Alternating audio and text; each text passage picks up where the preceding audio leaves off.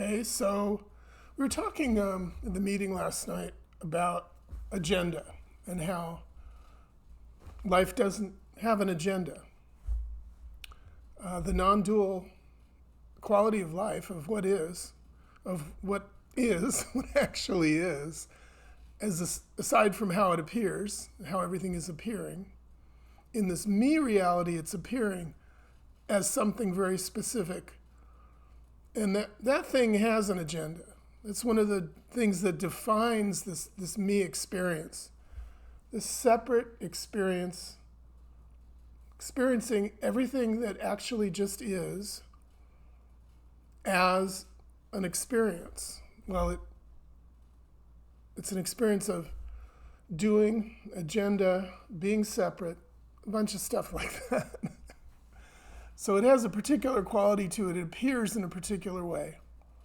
An agenda is a big part of that, the way things are appearing. To me. Okay, me is the one with an agenda. Agenda meaning a plan of doing, of action.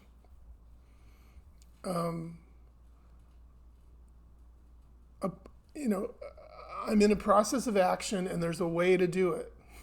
And I know about it. So there's these qualities of knowing, I'm acting, and there's a plan. It all has a way that it goes together.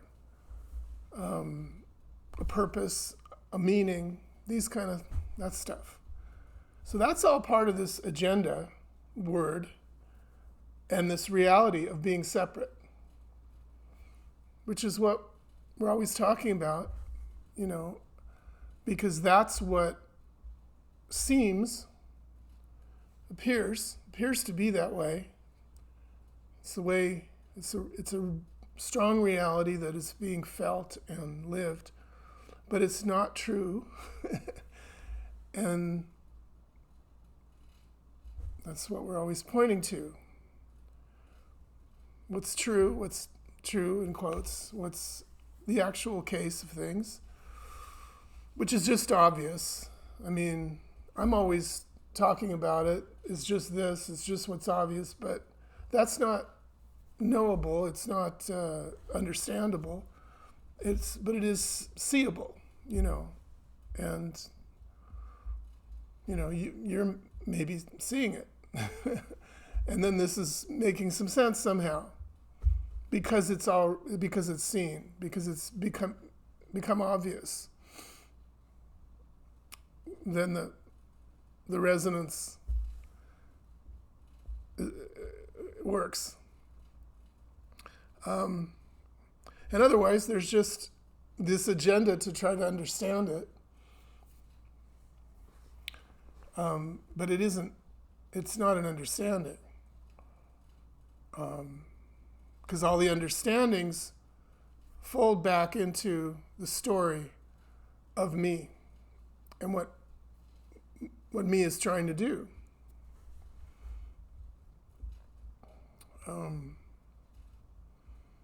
But what's just here is it doesn't have a plan, it doesn't have a story, it doesn't have any kind of a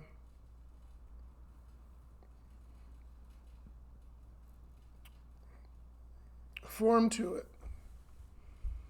All those things are part of the story, part of the play. And the character in the play, which we call me, which is part of the play, it's an element within this appearance, is identified with. That's what we say. We don't really know what that means either. We don't really know what any of this means. Things have meaning within the play, but to talk about what they actually mean, what they really mean. So we don't know what it means to identify, but we also do know because, to be identified with the character in the play is what makes it real. you know.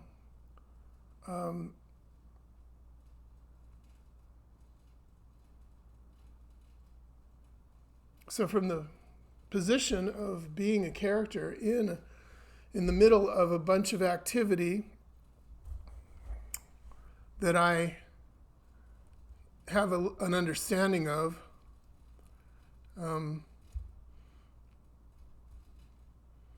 there's a bunch of knowledge that the character has, the character me, tells me about what's going on and tells me about what my role is as a character. So that's the agenda. The agenda is the playing out of the role. So at any moment in the play,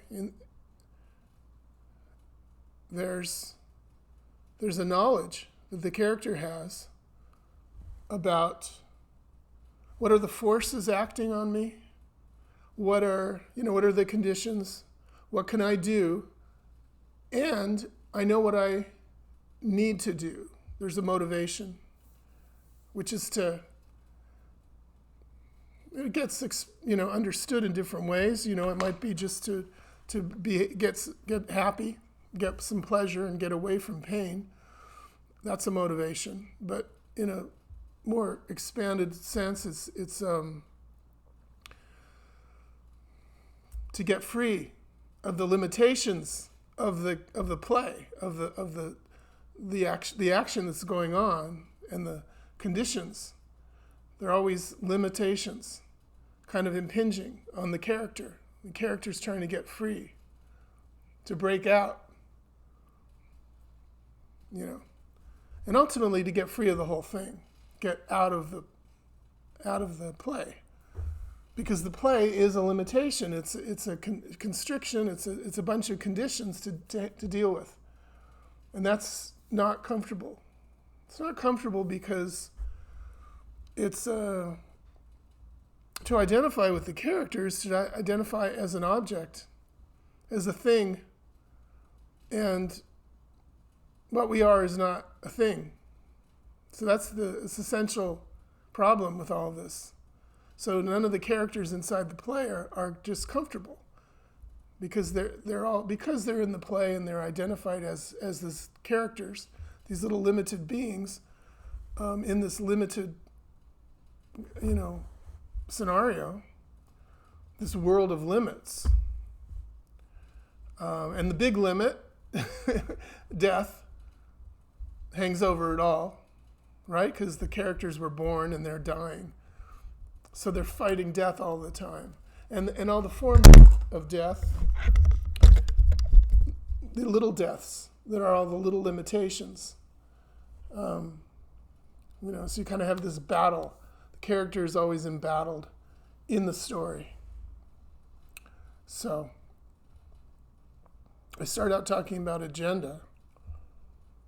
The agenda is how this is all played out.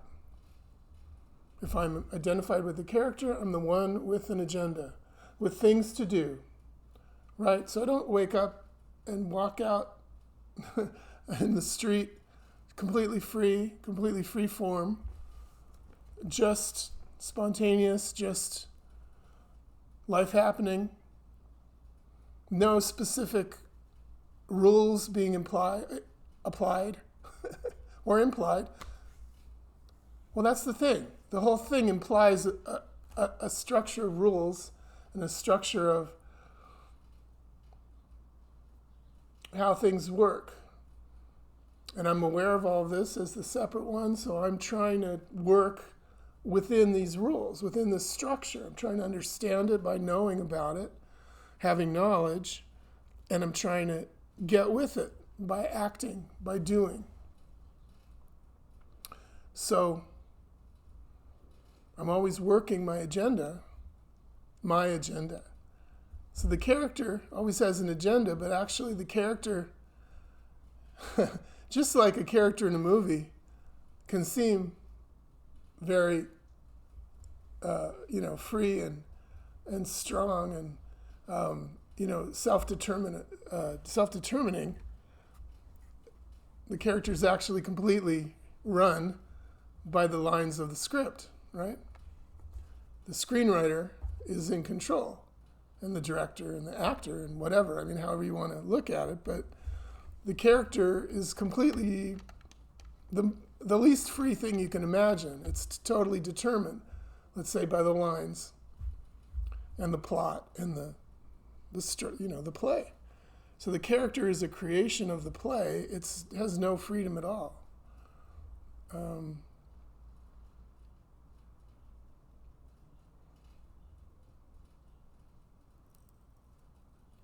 that's the way it is for the character in this play.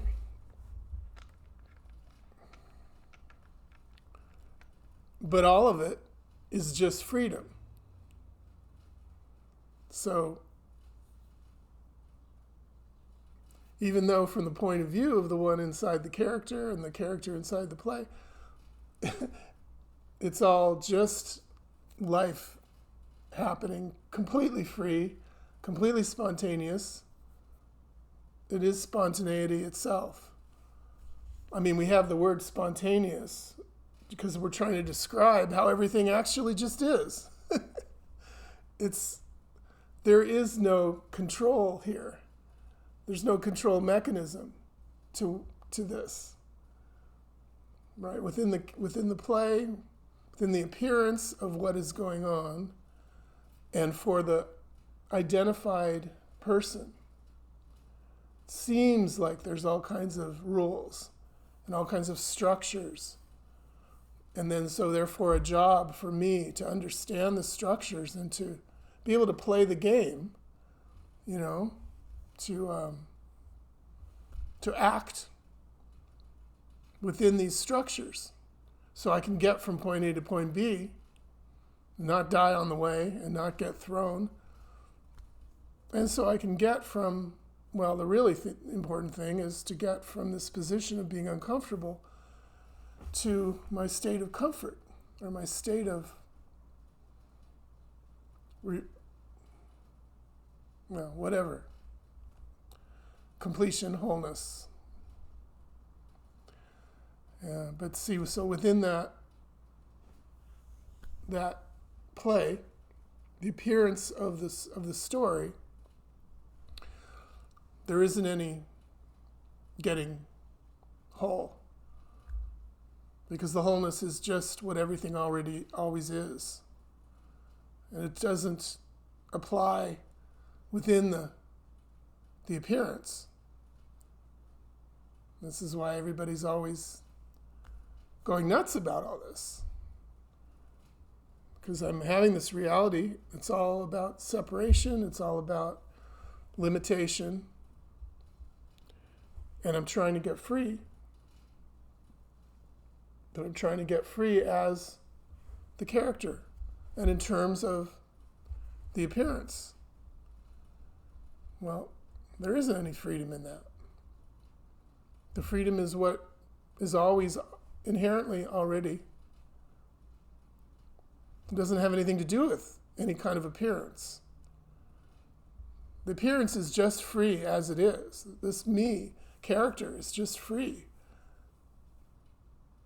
But not in terms of the story.